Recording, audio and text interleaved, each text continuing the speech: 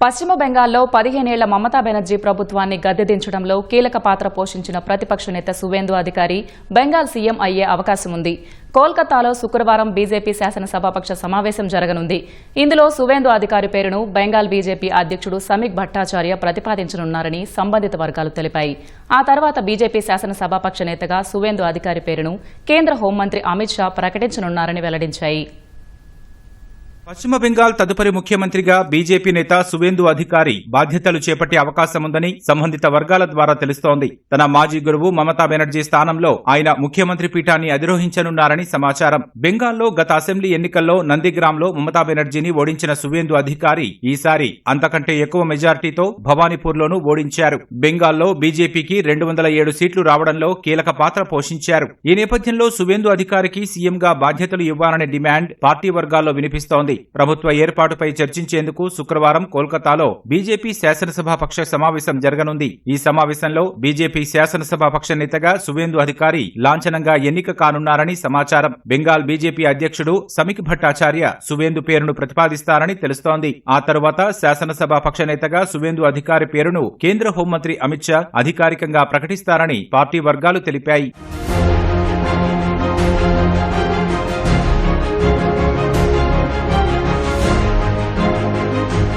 సువేందు అధికారి 1970 డిసెంబర్ 15న బెంగాల్లోని తూర్పు మెదీనాపూర్ జిల్లా కాంతిలో జన్మించారు. ఆయన కుటుంబానికి రాజకీయ నేపథ్యం ఉంది. సువేందు అధికారి తండ్రి శిశిర్ అధికారి మన్మోహన్ సింగ్ హయాంలో కేంద్ర మంత్రిగా పనిచేశారు. సువేందు సోదరులు కూడా రాజకీయాల్లో చురుకుగా ఉన్నారు. సువేందు అధికారి తన రాజకీయ ప్రస్థానాన్ని కాంగ్రెస్ పార్టీ విద్యార్థి విభాగం ద్వారా ప్రారంభించారు. 1995లో కాంగ్రెస్ తరపున కాంతి మున్సిపాలిటీ కౌన్సిలర్ గా ఎన్నికయ్యారు. ఆ తర్వాత 1998లో మమతా బెనర్జీ స్థాపించిన టీఎంసీలో చేరారు. 2006లో తొలిసారి కాంతి దక్షిణ్ నుంచి ఎమ్మెల్యేగా గెలిచారు. అంతకుముందు 2004లో తమలుక్ నియోజకవర్గం నుంచి ఎంపీగా పోటీ చేసి ఓడిపోయారు. అయితే 2009, 2014 లోక్సభ ఎన్నికల్లో అదే తమలుక్ స్థానం నుంచే ఎంపీగా గెలుపొందారు. సువేందు అధికారి రాజకీయ జీవితంలో నందిగ్రామ్ ఉద్యమం కీలక పాత్ర పోషించింది. 2007లో నందిగ్రామ్లో వేలాది ఎకరాల్లో సెజ్ ఏర్పాటుకు వ్యతిరేకంగా జరిగిన పోరాటానికి ఆయన నాయకత్వం వహించారు. రైతుల భూములు కాపాడడానికి మమతా బెనర్జీతో కలిసి పోరాడారు. దీదీ నేతృత్వంలో బెంగాల్లో తృణమూల్ కాంగ్రెస్ ను బలోపేతం చేయడంలో సఫలీకృతమయ్యారు. నందిగ్రామ్తో పాటు సింగూరు ఉద్యమాలు వామపక్ష ప్రభుత్వాన్ని బలహీనపరిచి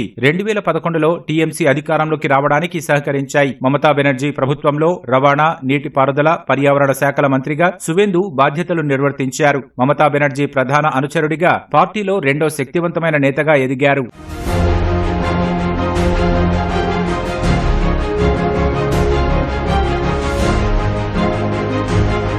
కాలక్రమేణా మమతా బెనర్జీతో సువేందు అధికారికి విభేదాలు ఏర్పడ్డాయి. పార్టీలో అంతర్గత రాజకీయాలు, దీదీ మేనలుడు అభిషేక్ బెనర్జీ పెత్తనం పెరగడం వంటి కారణాలతో సువేందు అధికారి 2020లో టీఎంసీని వీడారు. అదే ఏడాది అమిత్ షా సమక్షంలో బీజేపీలో చేరారు. 2021 అసెంబ్లీ ఎన్నికల్లో నందిగ్రామ్లో తనపై పోటీకి దిగిన సీఎం మమతా బెనర్జీని ఓడించి సంచలనం సృష్టించారు. ఆ అసెంబ్లీ ఎన్నికల్లో బీజేపీ 77 సీట్లకే పరిమితమైన సువేందు అధికారి విజయం కమలం పార్టీకి బలాన్నిచ్చింది. ఆ తర్వాత ఆయన బెంగాల్ అసెంబ్లీలో విపక్ష నేతగా ఎన్నికయ్యారు.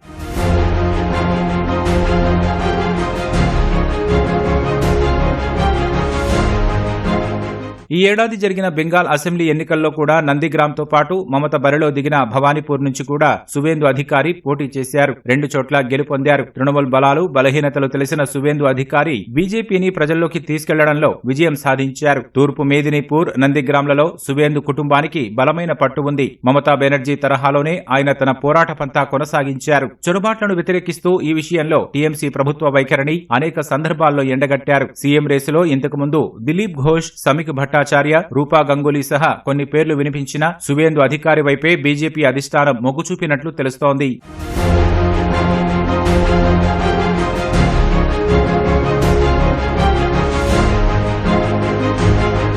పశ్చిమ బెంగాల్లో మే 9న కొత్త ప్రభుత్వం కొలువుదీరనుంది. అట్టహాసంగా జరగనున్న ఈ కార్యక్రమానికి ప్రధాని నరేంద్ర మోదీతో పాటు పలువురు జాతీయ అగ్రనేతలు, కేంద్ర మంత్రులు, వివిధ రాష్ట్రాల ముఖ్యమంత్రులు హాజరు కానున్నట్లు తెలుస్తోంది.